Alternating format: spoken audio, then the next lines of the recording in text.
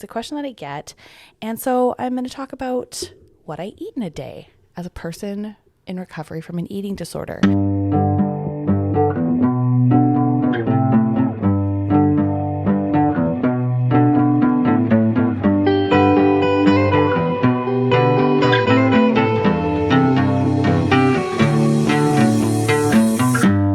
Hello, and welcome to the Uncovery podcast. My name is Maddie, and I'm recovering from anorexia, and I talk about it on this podcast. Today's episode is, it's a frequently asked question, I would say, and people get curious, not just about people that are in eating disorder recovery, but people who are in everyday life or are influencers or are celebrities or whatever. We see lots of this, what I eat in a day. And so it's a question that I get.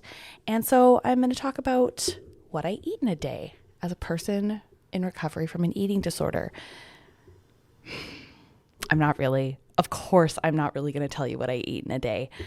I'm going to tell you why I'm not going to tell you. And I'm going to ask you to reflect on why this would be something that would be interesting. If for whatever reason you clicked on this episode out of curiosity, and let's say you're not a regular listener of the podcast that would listen week over week, I always am curious why people find that kind of content interesting. And we're going to get into this because it is a question that I get asked, but it's also something that is taking social media by storm and has been for quite some time. So I want to talk about that. I hope that anybody that just read the title of this episode wasn't like, oh, what an irresponsible recovery person, yada, yada, yada, and actually clicked through. It's a little bit of a tease to be like, this is why we need to talk about this. It's like, why is this stuff interesting? So there's also this kind of timely, coincidental story that's been in the media the last week or something, and it's blown up into all these different memes, and I think a really important discussion about this, but it was Gwyneth Paltrow kind of breaking down her wellness routine on this podcast, and for example, she's saying things like she does an intermittent fast, and I'm not going to give you a trigger warning. You've already seen this. Honestly, you've probably already seen this. It's been everywhere. But she's talking about quote unquote like what she does in a day for her wellness. And part of it is this intermittent fast, which I'll have another episode about because that stuff drives me bananas. And she usually eats something about 12 in the morning. She'll have things that don't spike her blood sugar. She'll have coffee. And then at lunch, she'll have bone broth. And that's it. She says she really likes soup for lunch. I'm sorry, I can't do this with a straight face. This is hard. Okay. She tries to have an hour of exercise every day. And then she dry brushes and gets in the sauna. And then she eats dinner. And that's mostly vegetables. And that's not enough food for a snack, much less a meal, much less a day. And so I have more things to talk about later in the episode when we talk about more about Gwyneth Paltrow. But this is the kind of stuff that shows up on social media a lot. And it happens a lot with celebrities, and it happens a lot with influencers, and lots of accounts online will be these sort of like what I eat in a days will happen a lot. And I have thoughts about this because it's a growing trend. They've become really, really popular over time. But I have a lot of concerns about their impact on the people that watch them, and specifically who chooses to watch this type of content. So they're essentially these videos where people share what they eat throughout the day. It might have recipes, it might have grocery hauls, it might be a food diary, or sort of that like follow me around my life. And they're popular because, supposedly they give people ideas about what to eat and showcase mostly healthy eating habits. Quote, I'm going to put healthy in quotes because that word means absolutely nothing anymore. So they're relatively new, and they became popular on YouTube, on Instagram, and now on TikTok. And it's difficult to pinpoint exactly where they originated, but it is sort of in this health and fitness wellness community to sort of inspire and educate people on, again, these quote unquote healthy eating habits.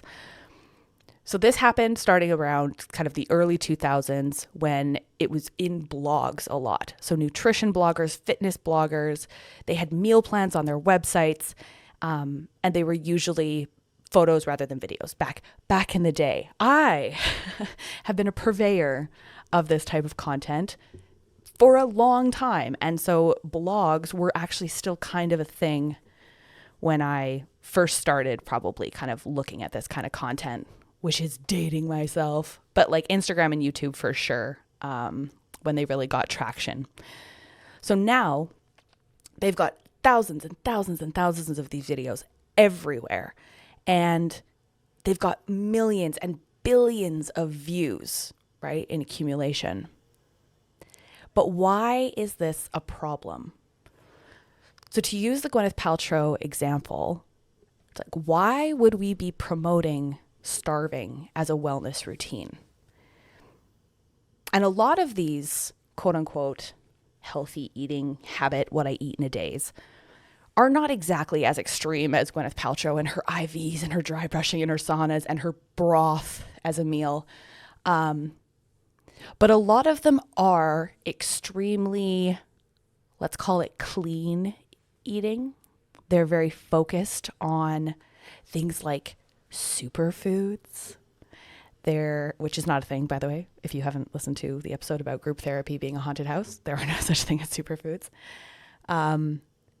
But they're all about this like very idealized life. Usually, they're usually accompanied by this very curated version of what a life looks like. And there's like lots of green juice and there's lots of smoothies and bowls of things. And those are all fine things to eat. But a lot of them are not substantive meals. And you'll have these sort of other, other YouTubers or other people sort of critique these. Sometimes they're dietitians and they'll sort of go through these people's what I eat in a day, and sort of say, okay, this is enough to feed a small child, maybe. My concern is it perpetuates a few things.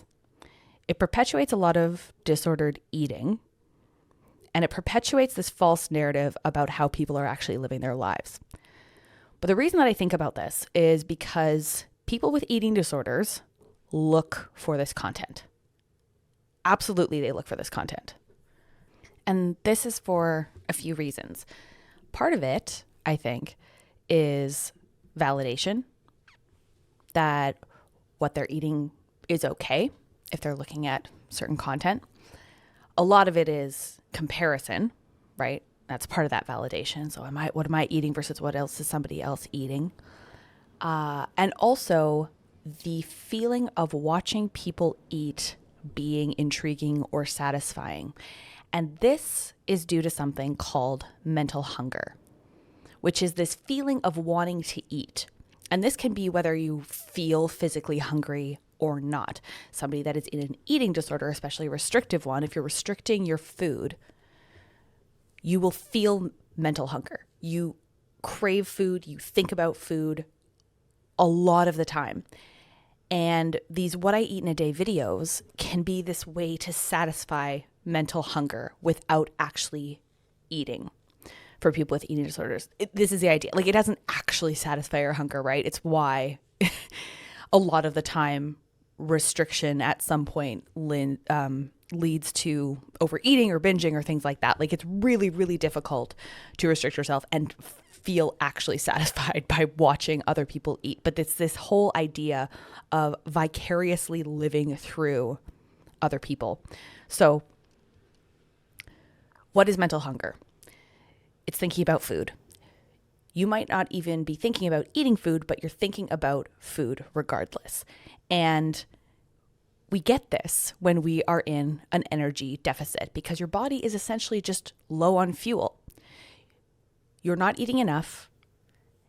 And because of this sort of feeling in the body of famine, your brain is really attracted to thinking about, looking at, finding food. It's why you have a lot of people with eating disorders obsessed with recipes, obsessed with baking, obsessed with food porn, quote unquote food porn online, looking at photos of food, looking at recipes, looking at what I eat in a day, looking at videos, Food Network. I I did watch the Food Network before I was unwell, before I kind of started restricting and dieting and things like that. Like I genuinely did watch these. I remember with my first boyfriend, we used to watch that show Chopped a lot. And I liked baking, and I've always liked, baking, and I did like cooking. But when I was in like the thick of my eating disorder, it's all I would watch is like the Food Network and people making food and eating food and things like that. So it's essentially a signal from your brain that you need to be eating because you're looking for food on some level. We also get mental hunger a lot when we're in eating disorder recovery. So sometimes your hunger and fullness cues, they're not back yet, or they're not working properly. And so the indication that you need to eat is sometimes just thinking about food, because those physical signals take a long time to recover. It takes a long time to really get your body back in a flow and back in a routine and back in this sort of feeling of I can trust myself to feed myself, or the body trusts me to feed it.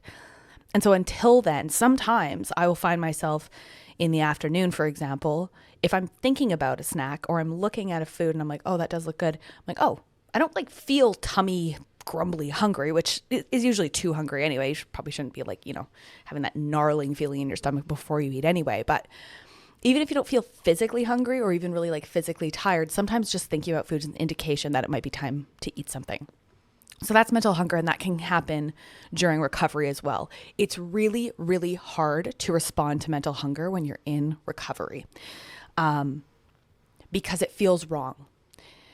With somebody that's recovering from an eating disorder, everything inside your brain tells you to put off eating, especially if your stomach's not growling and you're not feeling like faint and cold. You're like, oh, well, I'm clearly not hungry until I'm like falling on the floor faint from lack of food and sustenance. It means I'm not really hungry yet. I'm probably just dehydrated. I think I'll just have some more water. Like, that's insane, but that's how it feels in the inside of an eating disorder brain. So you'll put off food and you'll be thinking about food, and that mental hunger will continue to gnaw at you until you satisfy it, until you eat food. That's how you respond to mental hunger. And that's how you get through periods in recovery of that extreme hunger. It's scary. 100% it is. But if you're thinking about food, it means you should be eating. And I don't think even normal, quote unquote, normal people, normal-ish eaters, I don't think they really understand this sometimes, or they don't really honor that mental hunger counts too, right? That mental hunger counts as well. Craving of food, looking at food, wanting a food. It could just be that like your body isn't feeling super hungry physically, but you're wanting something. You feel like a little something. It probably means on some level you're hungry. So like, it doesn't have to be that complicated. It shouldn't be that complicated. If you're thinking about food, eat some food. It's a biological desire, because evolutionarily, you can imagine being out, I don't know, being out and hunting, gathering type of people, and being like, oh, I'm looking around for food because I need it. It's this evolutionary imperative that we seek things that we need. And so if we're thinking about it and we're looking for it, we probably need to eat. So that's a little aside on mental hunger. But this is why people with eating disorders are obsessed with what I eat in a day videos, because they can sort of vicariously live through, respond to that mental hunger through watching all of these videos. Now, I think that these videos can be dangerous because people can feel a lot of guilt or shame or inadequacy or confusion when they're watching these videos and they're comparing themselves to the people in the videos, especially because it can be this compulsion to want to emulate the people and the diets that you're seeing online.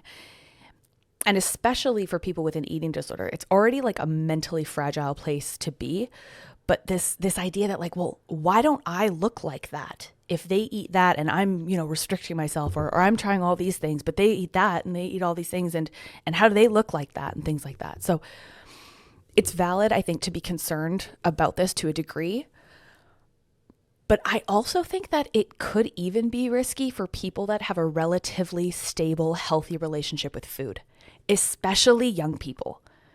Because if you have a relatively stable, normal relationship with food, but you start to go down this rabbit hole of other people's diets and other people having better foods and taking care of themselves well, it's going to decrease your mental health and feelings of self-worth. I almost guarantee it. Because it starts to creep in these little things of like, you could be doing better, you could be doing more, you could be leaner, you could eat cleaner. And that's really terrible if it's decreasing, especially other healthy, normal eaters, right? Like people with eating disorders, I'm like, we're already nuts. Like this is going to trigger us and this is going to be problematic for us, obviously.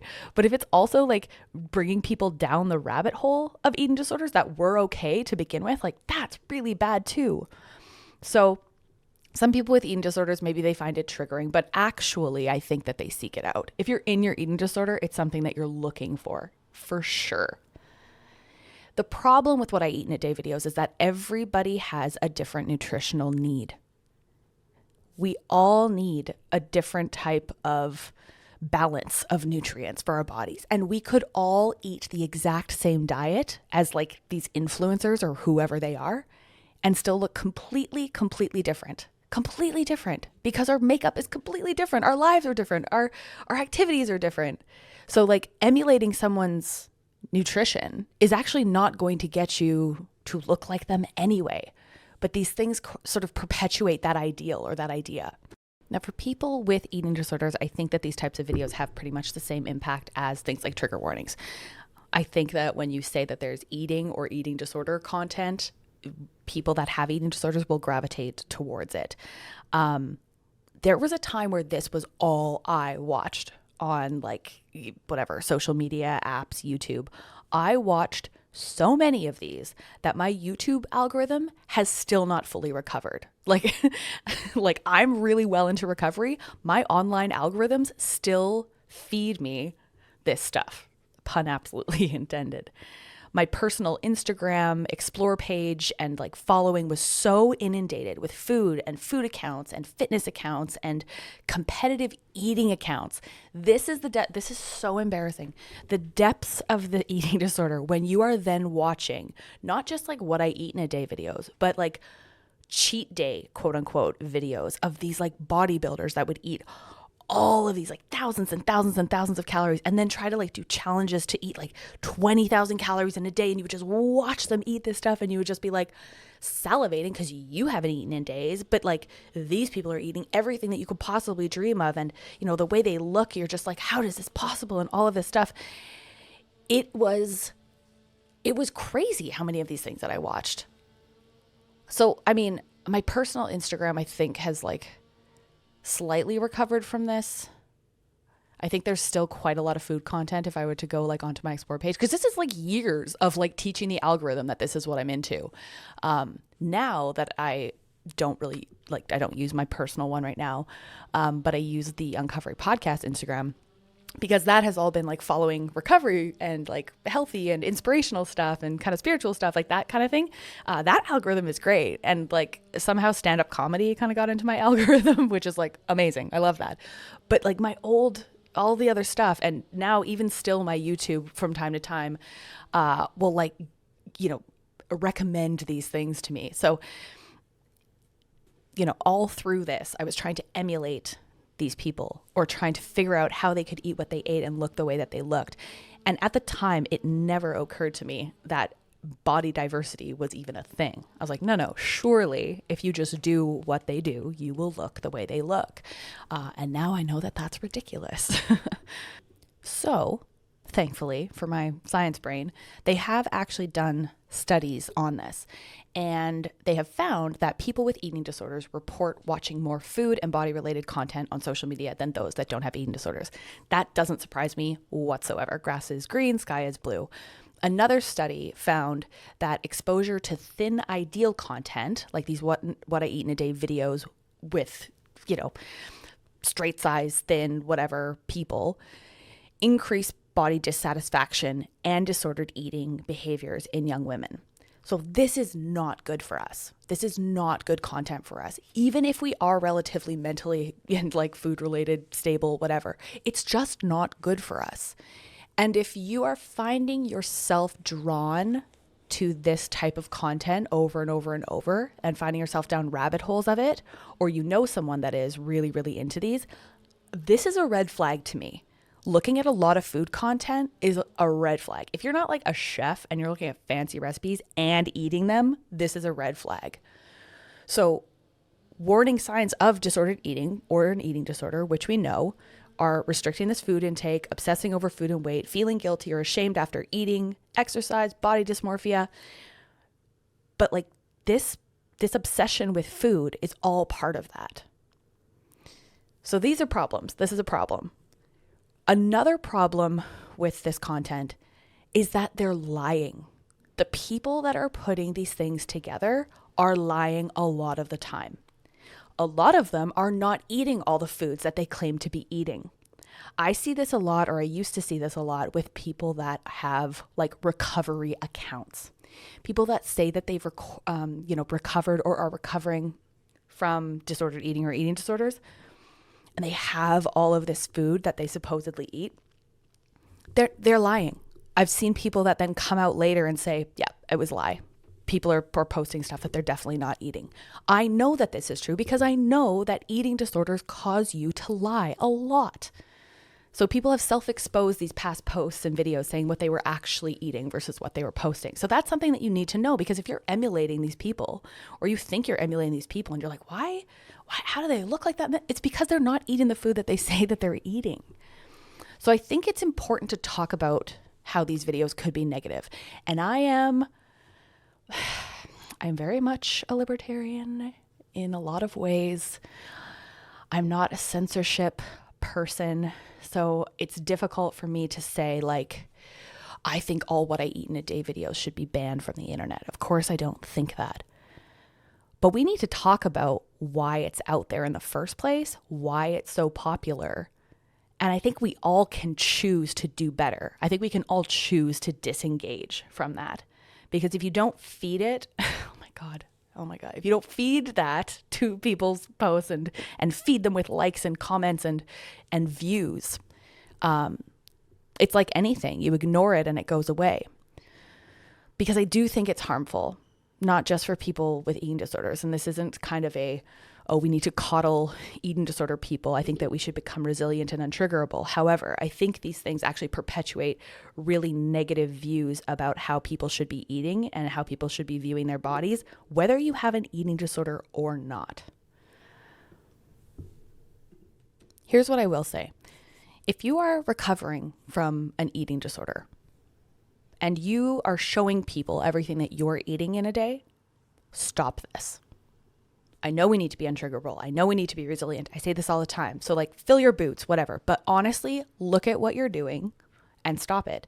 It's a disordered behavior to be obsessing about your own what I eat in a day. Food diaries, we throw that stuff out with recovery. So you're only lying to yourself and keeping yourself disordered if you're like, this is everything I eat in a day. Normal people don't care about this stuff. It's a lot of young women looking for validation disguised as inspiration. And if you're adequately fueled, you don't feel the need to stare at other people's meals. Intuitive eaters, genuinely healthy people, do not do this. Now, if you had a delicious meal and you want to post a picture of it online, I support you. I support me taking a picture of something that I've eaten. That's fine. I don't think there's a problem with like sharing what you eat on a post or online. Like, fill your boots. It's this idea of like, here is everything I ate in a day. That to me is a different type of content. Being like, look at this beautiful piece of cake I had, or look at this delicious, bowl of ramen that I ate at this restaurant. Like, absolutely, 100%, go for it. We all do that. But like this meticulous tracking of everything that you eat in a day, that's inherently a disordered behavior, in my opinion. Okay, so back to this sort of celebrity, this like trend thing, right? Because we've got Gwyneth Paltrow, we've got Kylie Jenner doing it, and that had like 15 million likes or something stupid, and it's like her yogurt and granola, and it's like stop looking at these things. If you're watching them, at least ask yourself why. Is it serving you? Do you feel better after viewing them? Do you feel worse? Should you feel different at all? Because if you feel better after watching them, is it because you think that you have some kind of like superior or quote unquote healthier diet than the person you're watching? If you feel worse, is it because you feel inadequate to them? So Gwyneth Paltrow has had backlash and memes made out of this. And like, truly, she's got $1 bajillion. I don't think that she probably cares. But I'm of two minds in this, right? First of all, when she says like, this really helps me to not have toxins in my body, at this point, Gwyneth, how many toxins could you possibly have left? There wouldn't be a toxin left in you. There's nothing for them to come from. So I like the detox culture is just like insane, period. But like I watched this video and I felt conflicted. I felt angry because I've disliked the narrative from Gwyneth Paltrow on quote unquote health for years. I've thought that she was a problem. But I also felt deep empathy for her because she doesn't even look well. And this isn't an age thing. This isn't a looks shaming thing. Like, you know, when someone is glowing and looks well, like I know now what I looked like before. And I know how I look now. And there's a difference in the way that your energy glows out of your face when you are nourished and you're actually well. And she just looked like a person with an eating disorder. Like she literally, that's it. That's the only way I can describe it. So this is an unwell looking person and her platform is so big. She has so many people that follow what she does and what she hawks and sells to them, and they're happy to do it. So I do feel this anger and this defensiveness, you know, to protect people from this type of thing and this type of content. But I actually understand as well that she is a victim of the same exact culture around wellness that she now perpetuates. She's in so deep that she can't even see it anymore because it's her whole identity. And that's devastating. So when I see people online posting these things, I'm of two minds all the time, where it's like, stop doing this. You're not being helpful. You're really, really being projecting about your own insecurities about food. But I'm also like, you are a victim in all this. You are a person with an eating disorder. You can't help but to not be able to get out of your own way in some regard. And before I wrap up, I do want to say one more thing that I am conflicted about, because having said all of this, and I had written all of, some of my notes about this episode and what I wanted to talk about. And then I came across these videos, which were what I eat in a day with someone who says, quote unquote, these are not my words, these are their words, what I eat in a day as a fat person who is not on a diet, which I guess is like this sort of liberation from the what I eat in a day. It's like the anti what I eat in a day typical videos, because it's like, I'm not on a diet. I'm not like super persnickety about what I'm eating. I'm fueling my body. I'm not on a diet, and this is what I look like, and this is what it is. And I'm like, are those acceptable then, Maddie? Like, okay, so it's fine for people to post what they eat in a day, posting everything, if we guarantee that it's like realistic and that it's a body that's larger. Like, is that fine? Or do I also think that those are not helpful? Because in some way, I think, and I'm sort of just spitballing this part because I haven't given this nearly enough thought, and I have no answers and I have no conclusions here, but like, is that helpful? Because somebody's going to compare themselves to that anyway. The whole problem with all of them are sort of this comparison game and the food porn thing and the fixation about what other people are eating. does it maybe feel good for somebody that's in a larger body to see those and be like, oh, maybe I don't need to diet and I can just be happy and eat what my body needs and I don't need to feel guilt about it. So maybe there's a reflection of someone that feels good and helps them feel like they belong and things like that. I don't know if I think if I were to say tomorrow everybody lost interest in what I eat in a days altogether and we just scrapped the whole phenomenon, that I think I'd be very happy about that. I think that would be good if we could just stop caring so much and we could just get on with our lives. Or we could just, appreciate recipes and take a photo of a pretty cake and then get the fuck on with it. I don't need to know everything you eat in a day. You don't need to know everything I eat in a day. So that was the tricky backwards teaser title of this episode is I'm not going to tell you what I eat in a day. I can tell you what I'm drinking right now, which is a venti, some kind of oat, shaken, vanilla, something cold brew from Starbucks. And I'm enjoying that drink. And that's all you need to know. You don't need to know what I'm going to eat for the rest of the day. Go eat what you need to eat for the rest of the day. Okay, thanks for being here for this episode. I will see you on the next one.